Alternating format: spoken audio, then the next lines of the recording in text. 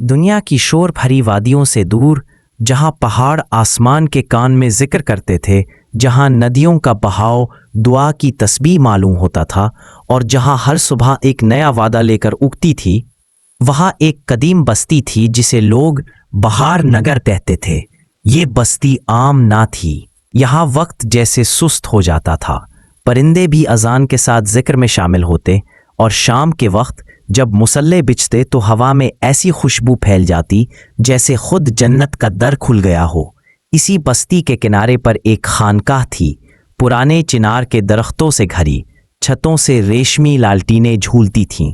वहां एक बुजुर्ग रहते थे, हजरत नजमुद्दीन रहमतुल्लाह अलैह। लोग उन्हें बाबा खुशबू वाले कहते थे, क्योंकि जब वो कहीं से गुजरते हवा में एक ऐसी महक बाकी रह जाती जो दिल को छू जाती थी। ऐसी खुशबू जो ना किसी अत्र से थी, ना किसी फूल से, बल्कि उनके दिल के अंदर जलती मोहब्बत से थी। बस्ती के एक किनारे पर एक नौजवान रहता था, साद बिन फारूक।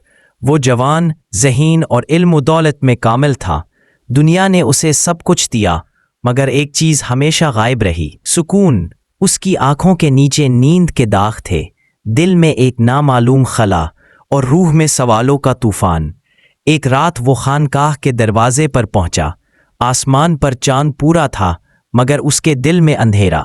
उसने धीरे से दस्तक दी। दरवाज़ा खुला और सामने हजरत नजमुद्दीन खड़े थे, सफ़ेद लिबास में, हाथ में तस्बीह, चेहरे पर वही पुरसुकून नूर। साद ने अदब से कहा, हजरत, मैंने हर इल्म पढ़ा, हर कामयाबी देखी, मगर दिल खाली है। क्या कोई खुशबू ऐसी है जो दिल को भर दे? हजरत मुस्कुरा कर बोले, हाँ है, मगर वो खुशबू ना किसी बाज में है, ना किसी शीशी में। वो तुम्हारे अपने दिल में छुपी है, मगर उसे महसूस करने के लिए तुम्हें खुद जलना होगा। साद चौंक गया। जलना? मैं समझा नहीं। हजरत ने आहिस्ता कहा, उद खुशबू देता है, मगर जब तक वो जलता नहीं, उसकी खुशबू बाहर नहीं आती।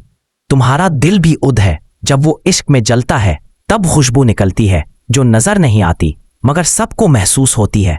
हजरत ने साद को एक गोशा दिया। वहां ना कुतुब थीं, ना दुनियावी बातें, सिर्फ खामोशी, जिक्र और तन्हाई। पहले बिन साद बेचैन हुआ। दिल चाहा कि बात करे, चले, कुछ करे, मगर हजरत ने कहा, बेटा, कभी कभी सब कुछ छोड़कर खुद से मिलना जरूरी होता है।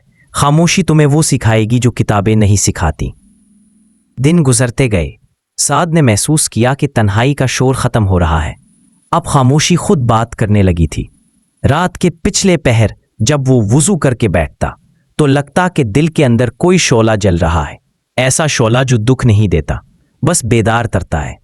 चंद हफ्ते बाद हजरत नजमुद्दीन ने कहा, अब तुमने खुद को सुन लिया, अब दूसरों को सुनो। जाओ, बस्ती के बीमारों और भूखों की खिदमत करो। साद हर रोज गलियों में जाता, बीमारों को पानी देता, गरीबों के कपड़े धोता और रात को खानकाह वापस आता। शुरू में उसे ये सब एक इम्तिहान लगा, मगर जल्द ही वो समझ गया कि जब इंसान दूसरों के लिए जीता है तब उसका दिल नरम हो जाता है और वही नरमी खुशबू बन जाती है। एक दिन जब वो एक यतीम बच्चे को खाना दे रहा था तो बच्चे ने कहा, चच्चा, आपके हाथों से अच्छी खुशबू आ रही है। साद ठिठक गया। उसने अपने हाथ सूंघे। वो तो मिट्टी, पसीना और मेहनत से भरे थे, मगर इस बच्चे ने जो महसूस किया वो खुशबू जो नजर नहीं आती थी। कुछ महीने बाद हजरत नजमुद्दीन बीमार पड़ गए। उनके शागिर्द, मुरीद सब फिक्रमंद थे, मगर वो मुस्कुराते हुए कहते, बेटा, खुशबू कभी मरती नहीं, बस जिस्म बदल लेती है। एक रात जब उनकी सांसें मध्यम हुई तो उन्होंने साद का हाथ पकड़ा और आहिस्ता कहा, मैं जा रहा हूं, मगर खुशबू तुम्हारे अंदर रख दी है, इसे संभालना। खिदमत से, जिक्र से, मोहब्बत से। उनकी आंखें बंद हो गईं। खानकाह में ऊद नहीं जला था, मगर फजा महक उठी, ऐसी महक जो रूह के पार उतरती थी। साद ने जमीन पर सजदा किया। उसके आंसू खाक में गिरे और उसी लम्हे उसके अंदर से वही खुशबू उठने लगी जिसे वो बरसों से तलाश कर रहा था। सूफी कहता है, हर दिल में एक ऊद है जो इश्क इलाही का मुंतजिर है।